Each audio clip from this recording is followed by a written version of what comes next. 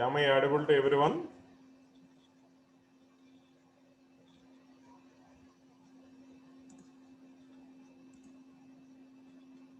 Am I audible? Okay, okay.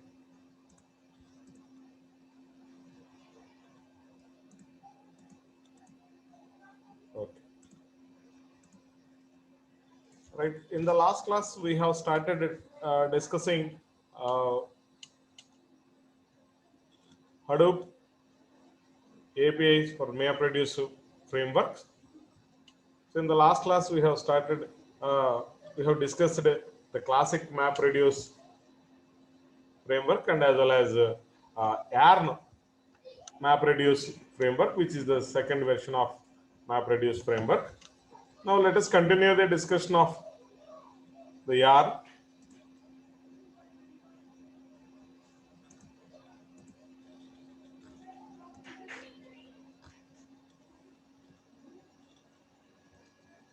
So my screen is visible to everyone.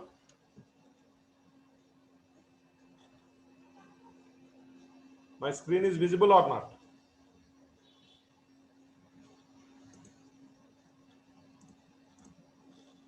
Okay. All right. In the last class, we have discussed the classic MapReduce framework. So there, the total, at the higher level, if you observe, there are 4 independent entities. One is client, job tracker, task tracker, and the distributed file system. So with these 4 entities, how it help you to execute the MapReduce program in the Hadoop environment itself is, the first step is the client has to submit an application which it is supposed to be executed in the Hadoop environment. Okay, so that process, what we are calling it as a job submission. So during this submission of job, internally, uh, the job submitter instance will be created. In turn, it will make a calls to the submit job internal method. So what the job submitter instance does during the submission of the job is, initially it does 4 steps. One is it just creates the new ID for the job, and then it verifies the output path whatever you have specified in your MapReduce program. Okay, so whether if it is already exists with that name, whatever you have specified in your MapReduce program, it raises an error message and it will respond. I mean, simply it stops the execution of your job and it will be respond with a message. So make sure that your application, I mean, whatever the path that you have specified should be unique.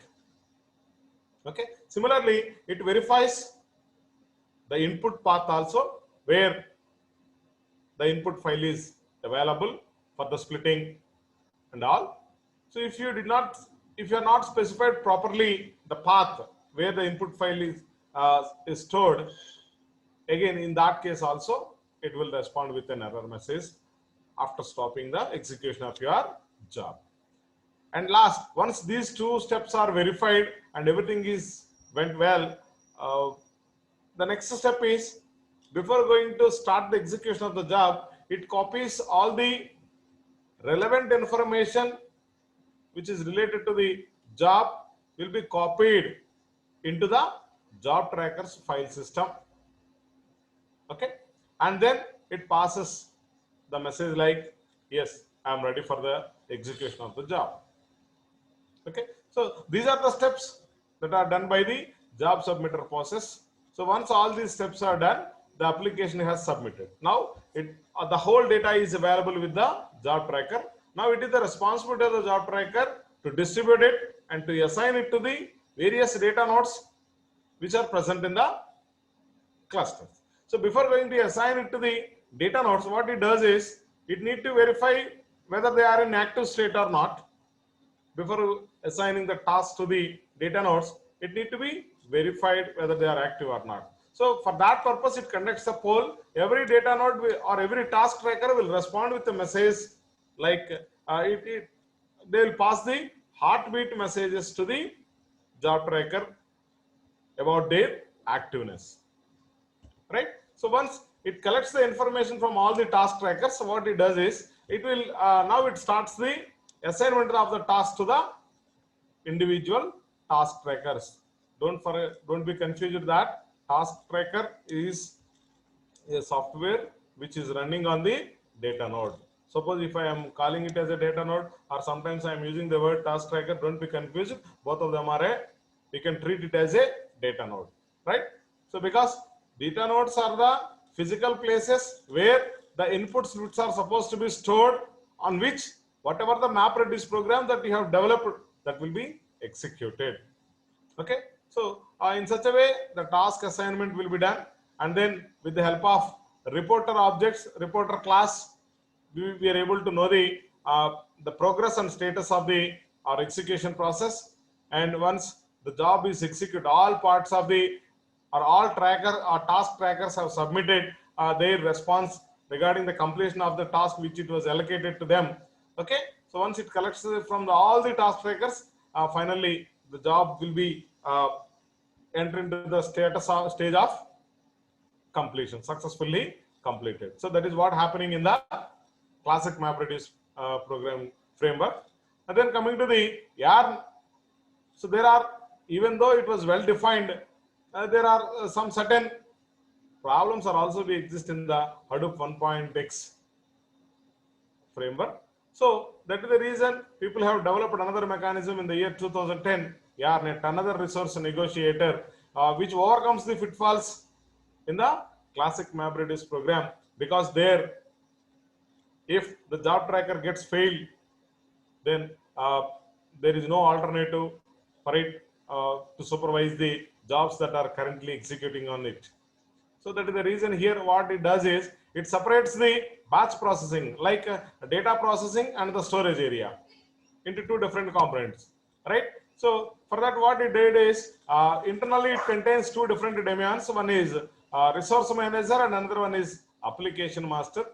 The resource manager will be taken care of maintaining the resources, and whereas application master is purely focus on only the execution of the MapReduce program on it, right? So with the in such a way the R has defined. Okay, now let us see these things we have discussed just for continuation of the previous class. Just I am discussing once again. So now let us see what is happening. So here you can observe this diagram. This is the architecture of yarn. So once the job is submitted to the resource manager, which is a part of job tracker is running on the name node. So you can imagine this is the name node and this is a data node, right?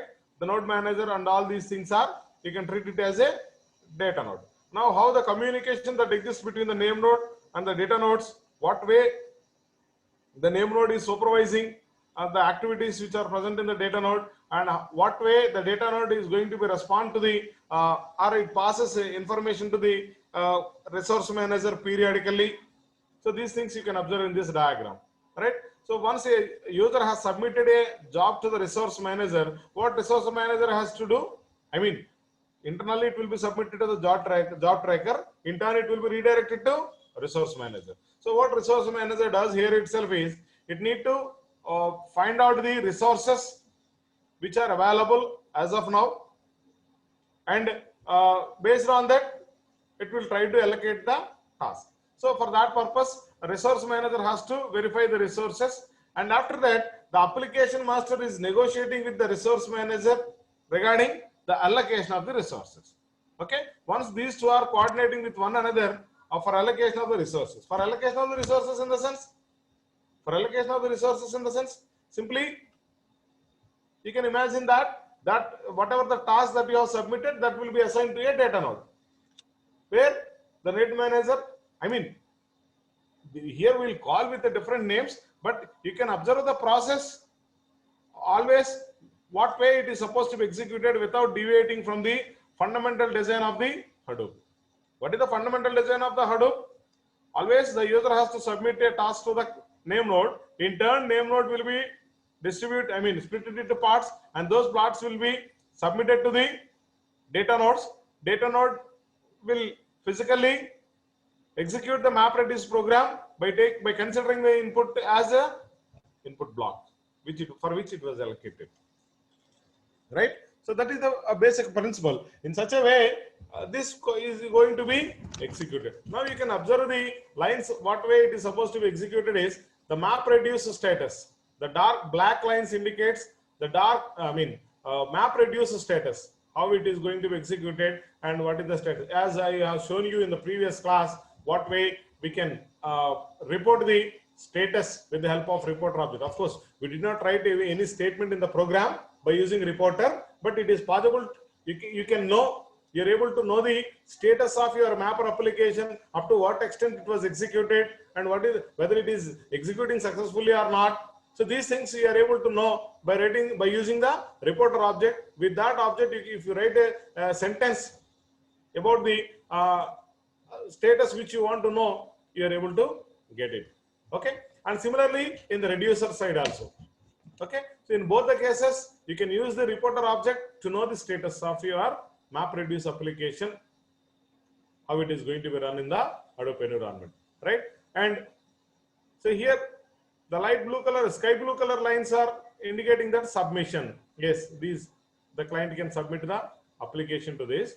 And node status, yellow color line, the node manager is physically responsible for communicates with the resource manager. It runs on the slave nodes of the cluster.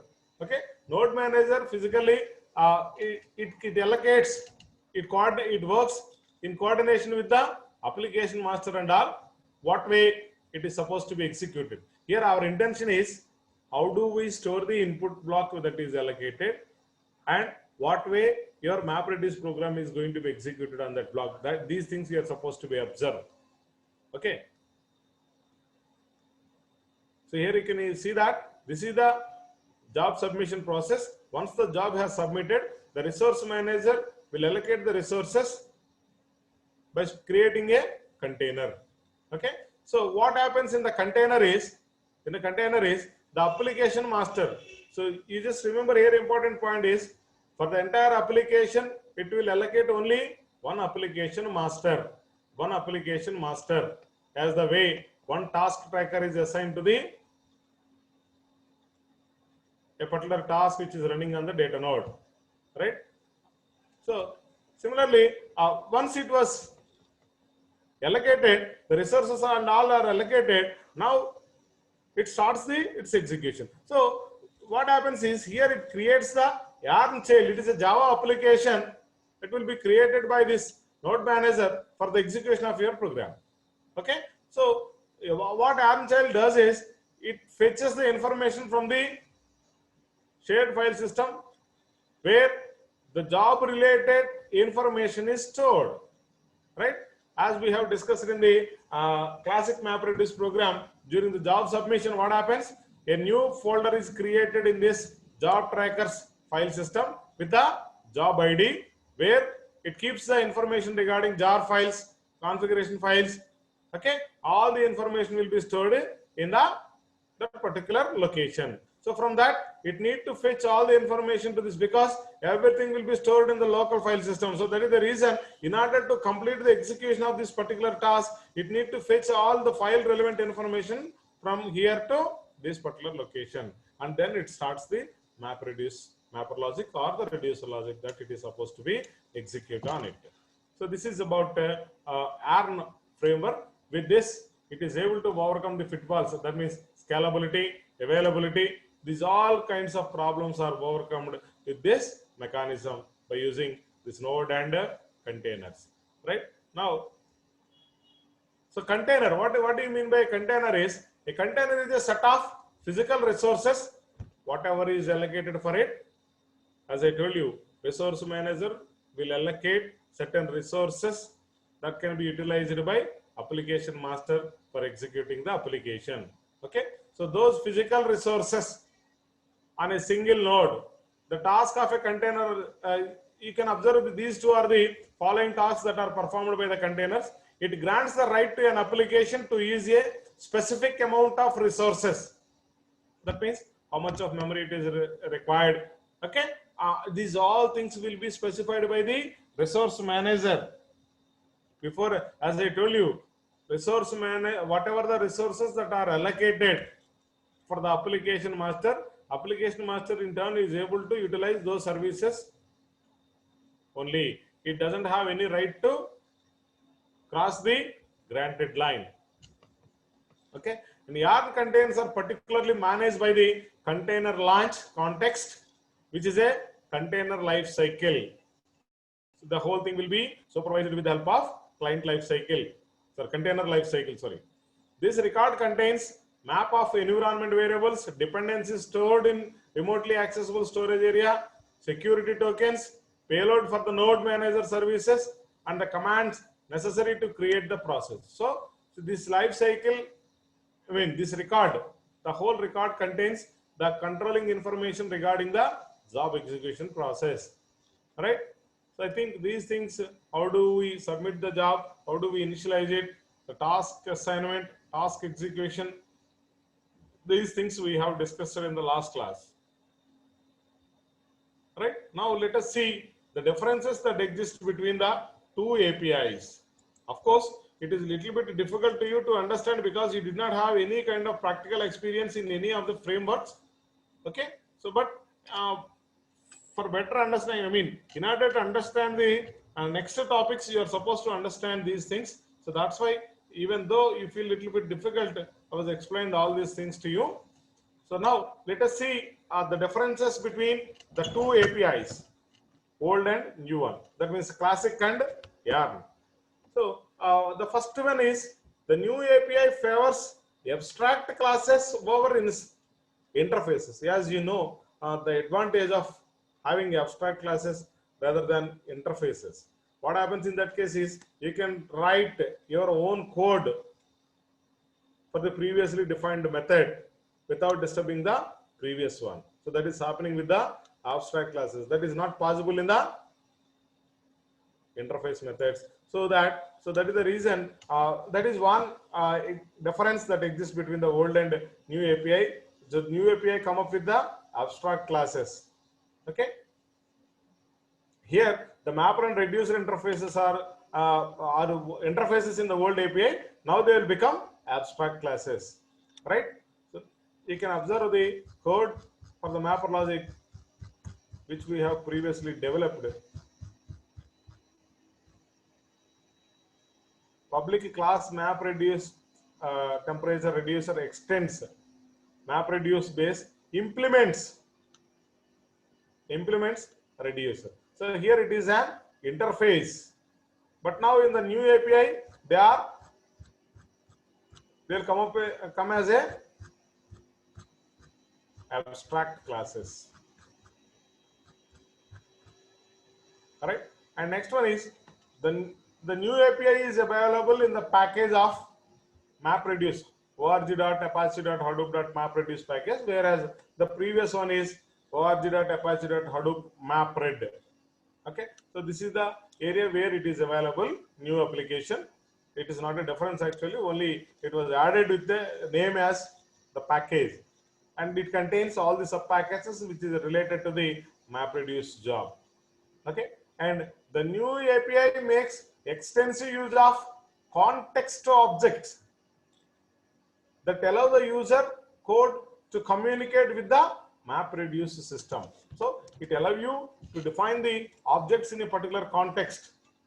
With that objects, you can directly communicate with you're able to communicate with the MapReduce system itself. For example, here the job configuration, there also we use the job configuration, but here it is the context object which contains all the controls related to the particular job, and output collectors. Output collector, very soon we will discuss about elaborately output collector, which is used for placing our output, collecting the outputs which are generated by the mapper logic or as well as reducer logic. And finally, output dot collect method is used to store the outputs in the designated place. Okay, and these are all the new additions in the new API. And in both APIs, key value reduce pairs are pushed to the mapper and as well as reducer. But in addition, the new API allows both mappers and reducer to control the execution flow by overriding the run method. That means here it allows you to define your own code for the run method. Okay, with that you are able to control the execution of your mapper logic and as well as reducer logic.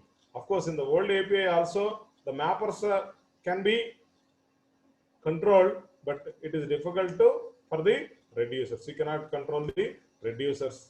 Okay, so in the old API we'll use map runnable method. With that we will control the mapper logic.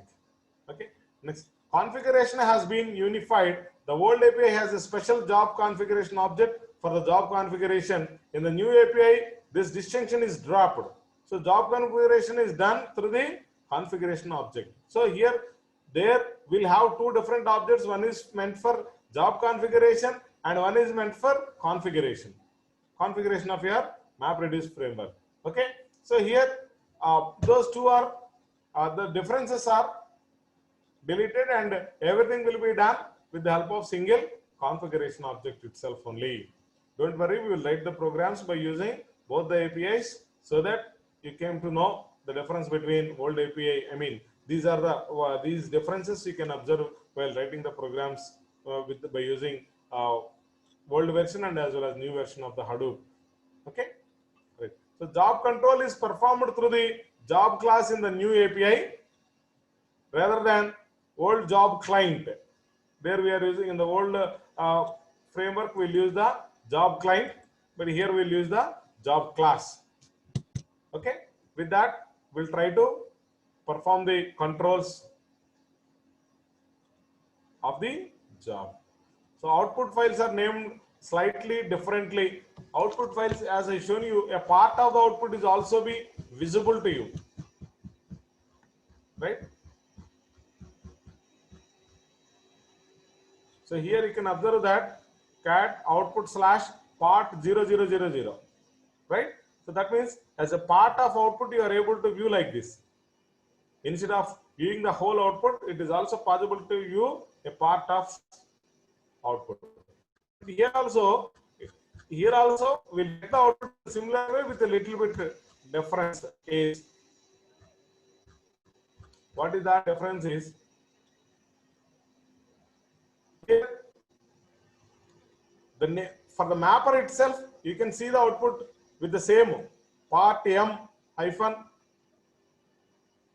So this is the number part of 00000 like that. Here whatever the part you want to view you can view this, right? But when coming to the reducer, part r slash n. So here it exists another way, that is r hyphen r. Here it is part m, whereas in the previous case old API simply part of the number, right? So with this distinction you are able to view. If you want to view the outputs of the mapper using this format, if you want to view the outputs of the reducer method, you can view in this format, right? That is a new difference in the, that means you are able to differentiate the outputs of the mapper and as well as reducer. In the previous case there is no such kind of mechanism. User has to understand what output it is, that is whether it is from mapper logic or it is from reducer logic. That need to be distinguished by user itself. And last point, in the new API, reduce method passes values to the java.lang.iterable rather than java.lang.iterable. As you know, the difference between iterator and iterable. Okay, so here the outputs are passed to the iterable object, whereas in the previous version it is supplied to the iterator, right? So these are the some of the notable differences that exist between the old API and the new API. Now let us see so that is about two different frameworks. So now let us start. What are the methods that are used while writing the MapReduce program? You all are eagerly waiting for what is this mapper logic, what are the various classes that are used while writing the MapReduce program, and what is their necessity, and all the things we'll see now. Because actually it is not present in your syllabus, only they're insisting us to specify only what is the driver code, what is the mapper code, what is the reducer code and all. But in order to write your own applications, one should understand the important classes that are required for writing mapper logic and as well as reducer logic. So for that is the reason I'll try to explain these things to you, right? So first let us focus on the mapper logic. That means what are the classes, what are the methods that we are supposed to be used in while writing the mapper logic. As you are aware of that, what is the job of that mapper? Mapper maps input key value pairs to a set of intermediary key value pairs. So what it requires is it need to accept the information in the form of key value pairs, and it produce the output in the form of key value pairs. So here important point is the data types or the types of or the formats of the inputs and outputs need not be the same. Okay, so now your responsibility is what way you can extract the data from the input supplied to the mapper logic and how you'll produce the output. For example, in the previous case, the example which we have discussed, the weather temperature, in that weather data set, in that we have captured the information of maximum year that was recorded in any year. So for that what we did, so we have record information. Each record is a line oriented information. Okay, 0th line followed by so and so information. That is the input key value pair. So now what we produced as an output is, so from that line whatever you have submitted, from that it captures the year and as well as it captures the temperature. Okay, so that was displayed as one output from the first line. For example, 1950, from in that year, suppose if it is present in the first line, and whatever the temperature that it was present in the first line, these two will be generated as an output, 1950. Okay. Similarly, it extracts the second line from the input, and there also it look for the year where it was present in the line, because here the information is supplied as line oriented ASCII character data. Okay, so the whole information is represented as in a line. So from that line it need to extract the year and as well as the temperature. These are the two fields, because our analysis is finding the maximum temperature. So how to extract the data and how to extract the temperature, these things you can think, that is your logic. For that, what way we can write the code and what are the classes or what are the methods that are useful in that, that is only we are going to be discussing now.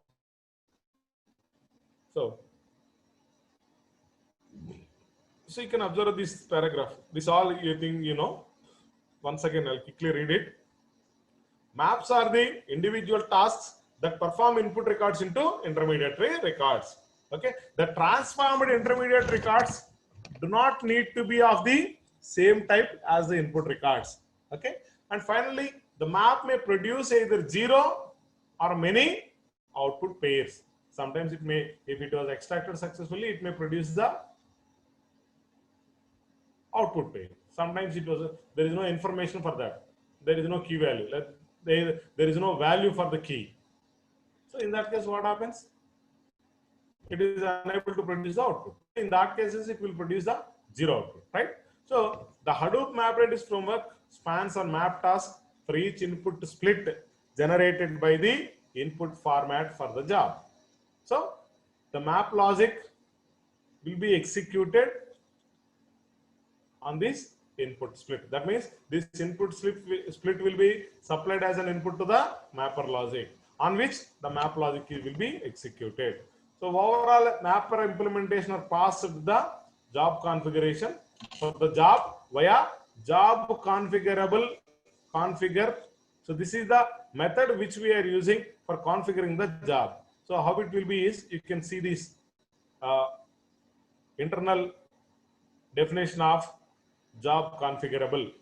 So it is an interface, so which is used to initialize the new instance from the job configuration. Here whatever the name that we have specified, so with that we can create a new instance with the name job, for which job configuration. As you know, the job configuration in the old API, it controls the execution of the job, where it contains the information like what is the main class, maximum temperature dot class, similarly the name of the job, and input path, output path, set mapper class, set reducer class, output key, output value. So these are the parameters that are controlled by the configuration object, right?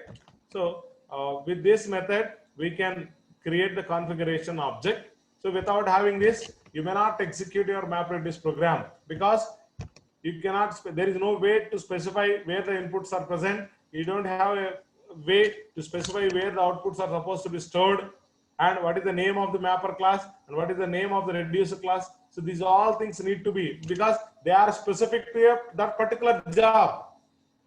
These are the controls which are meant for executing the particular job, that is maximum temperature.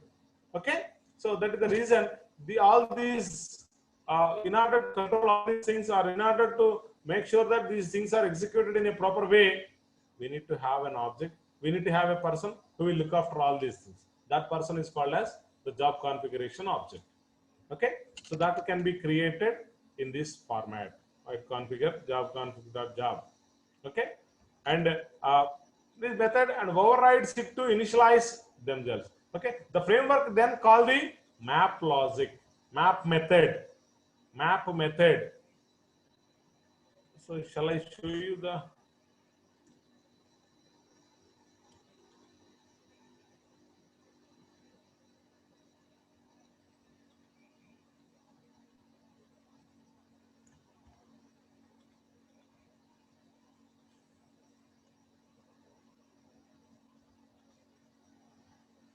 Yeah, so you can observe this mapper contains 4 parameters. One is for representing input key, and another one is for input value, and the third one is for meant for output key, and the fourth parameter is meant for output value. So in such a way,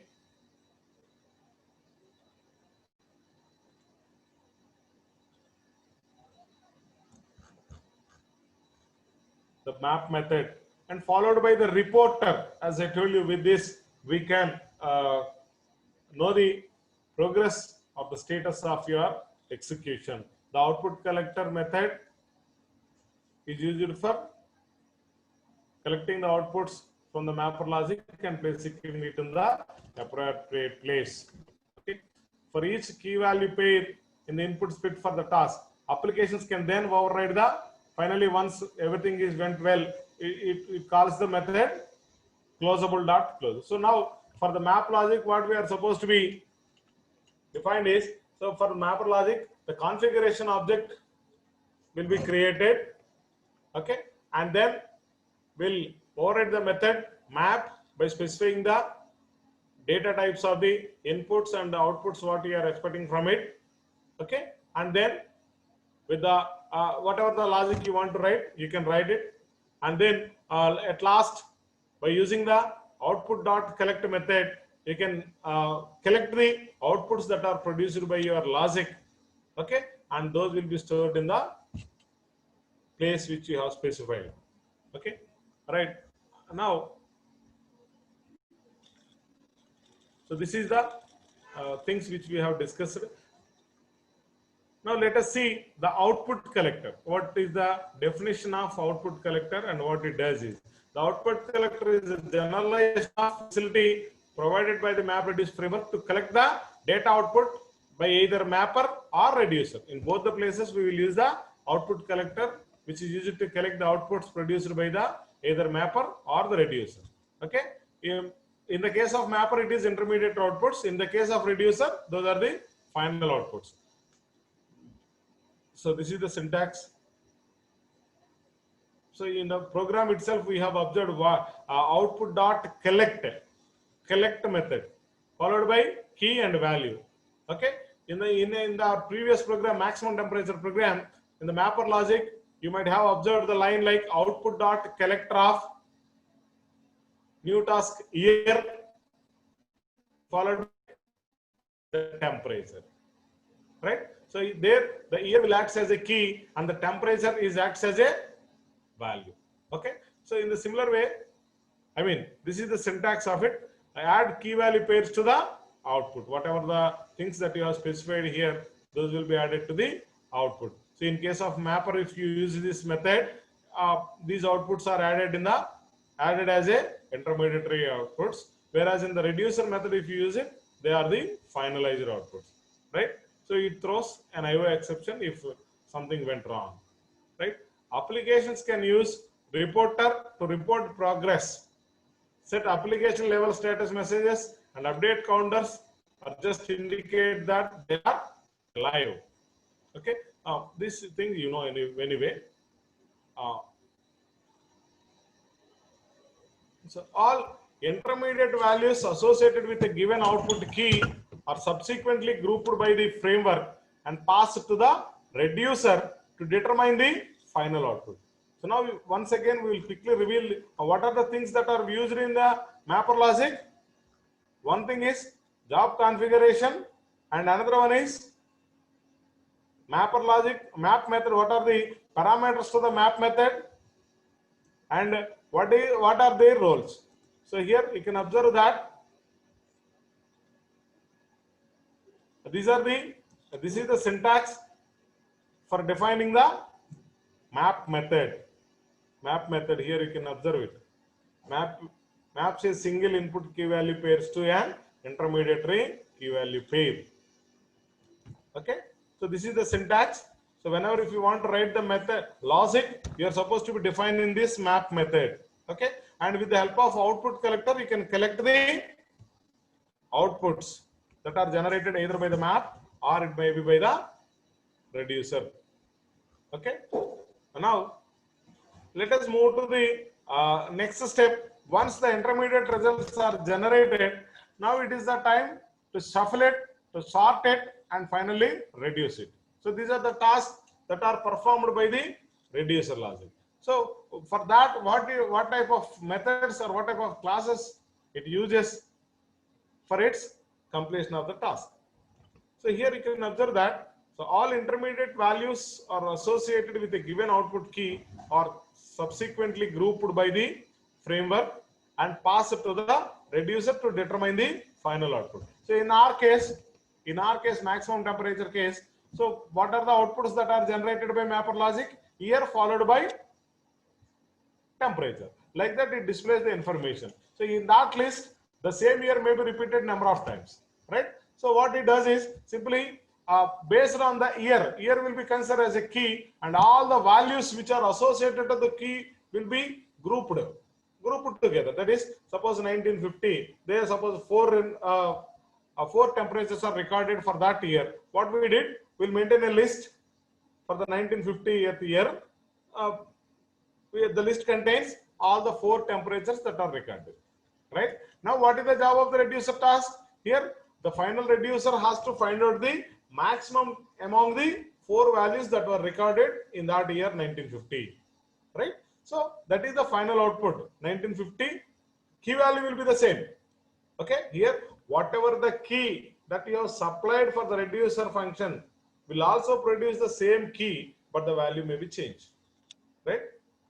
Value may be changed. So here, what is the input to the reduce function? 1950 followed by the list of temperature which are recorded in that year. What is the output that we are expecting from the reduce logic? Year followed by the maximum that exists among the four values that it was recorded. Okay, so there the input key and the output key are same, but the output value is different in the sense it will not print all the four values, just it print the maximum, right? So that is the process what is happening in the reducer side. So users can control the grouping by specifying a comparator. As I told you while discussing the data structures in the first unit, okay, so you can the priority queues. The priority may be defined by the user. You can define your own priority. For that, it provides a mechanism of comparator. Okay, here that will be done with the help of job configuration dot set comparator class of class. Okay, with this syntax, you can write your own definition. What way you can compare? That means maximum temperature here we want to find. What we did, we'll extract the values from the one by one, and we'll compute the maximum among those list of values, right? Similarly, if you want to define in some other mechanism, yes, you can use you can define your own mechanism by using this syntax. Okay, so the mapper outputs are stored and then partitions per reducer, right? The mapper outputs are sorted and then partitioned per reducer. Suppose 4 mappers are executed and they produces the 10 intermediary results.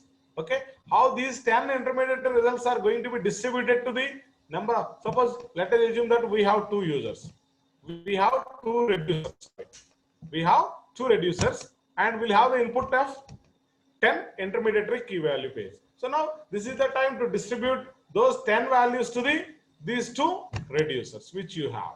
Okay, so in such a way this partition process will be done, and the total number of partitions is same as the number of reduced tasks for the job. So here we need to follow this mechanism. You need not allocate the partition in your own way, right? The total number of partitions is same as the number of reduced tasks for the job. So whatever the job reducers are available, you need to be divided into that much of partition. Suppose if you have 2 reducers, so 10 intermediate key value pairs will be divided into 2 partitions only, because we have only. What happens if we split it into 5, each one containing 2 records? So first 2 will be allocated to the 2 reducers. What about the remaining 3? Who will take care of those 3? So that is the reason, whatever it may be the number of partitions that you made, that should be same as the what available reducer task. Okay, and users can control which keys, I mean among those 10, what are the, suppose say for example 5 2 partitions, each partition contains 2 5 intermediary output key value pairs. Okay, in that you have a provision that these are the 5 keys that should be handled by reducer 1, and these are the remaining 5 which can be handled by reducer 2. In such a way, you can define your mechanism to control which partition is going to be sent to the which reducer. Out of these 2, you have a control, user have a control, pass it to the reducers, right? So that can be done with the help of custom partitioner. Okay, so these partitioning and all we will see once again elaborately after discussing these classes. Okay, users can optionally specify a combiner via job configuration dot set combiner class of class to perform local aggregation of the intermediate outputs, which helps to cut down the amount of data transferred from the mapper to the reducer, right? Suppose here what is the meaning of this statement is, whatever the output that it was generated, it was directly submitted to the reducer task. What happens in that case? Suppose mapper is running in your system and reducer is running in somewhere. Let us assume that. For clear understanding, reducer is executed somewhere. What happens in that case? Each and every time, whatever the output that produced by the mapper will be supplied to the reducer task. So each and every time transmitting on the network will leads to the congestion. Network traffic is going to be crazy. So instead of that, if you keep it with you for a period of time, and then you can submit a bulk as a single transmission. There also it occupies the network bandwidth, but it is not for all the times. It is only for the time when you are transmitting the data from your mapper place to the reducer place. So in such a way, you can, by using the combiners, you can achieve that mechanism, right? So that is also be done with the help of this syntax. And the intermediary sorted outputs are always sorted in a simple key length and key value length. Okay, format. Application can control if and how the intermediate outputs are to be compressed, and the compression code to be used via job configuration object. Okay, this is also as a part of combiner, how we will do all these things. Okay, how to combine, how to compress. So these also be done with the help of this particular compression codes. Okay, which is a part of job configuration object. So that is about and how many maps are required for a job. As I told you, you don't know how to define how many number of maps are required, how many reducers are required. How do we define it? Okay, so that will be here is some information regarding how many maps are supposed to be created. The number of maps are usually driven by the total size of the inputs. That is the total number of blocks of the input files. Okay, so if you have 10 blocks, you need to have 10 mappers. So the right level of parallelism for map seems to be around 10 to 100 maps per node, although it has been set up to the 300 maps for every CPU light map task. So the task setup takes a while, so it is best if the map take at least a minute to execute. What I mean to say is, whatever the block size, or whatever the number of blocks that are allocated for your data node, okay, whatever the number of blocks are available, you need to have that much of mappers to execute it, right? So suppose if you expect 10 TB of input data and you have a block size of 128 MB, you will end up with the 82,000 maps. Okay, unless the set number map task hint, which only provides a hint to the framework, is used to set the even higher also, right? That means here what we understood from this information is, whatever the number of blocks that you have, based on that, and size also an important aspect. Suppose sometimes you cannot accommodate in the clusters. So in that case, what you supposed to do? Again, you need to be split it into two parts, and two parts will be supplied as an input to the two different mapper logic instead of single one. So in such a way, with this, you can get the information regarding how many mappers are required for you. So this is the method.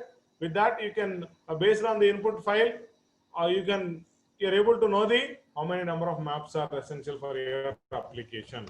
Okay, so that is about some of the classes which we are using in mapper logic. So in the next class, we will see some other classes that are used in the reducer class, reducer logic, and then we'll try to understand the example programs by repeating all these things which we have learned so far, right?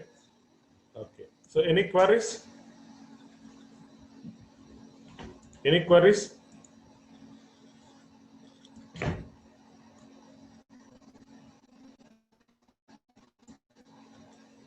Is it clear to everybody or not? The classes and all. Of course, you may not get clear idea as of now. because the theoretical aspect only we have covered so far. Until unless we started discussing the practical approach, uh, it is somehow difficult to you to clear with these things. Hope. Okay. Any queries?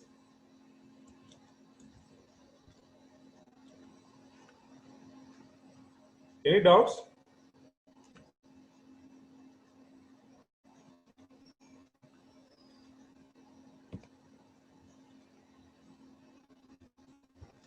Okay, now I will end the session if you are not having any queries.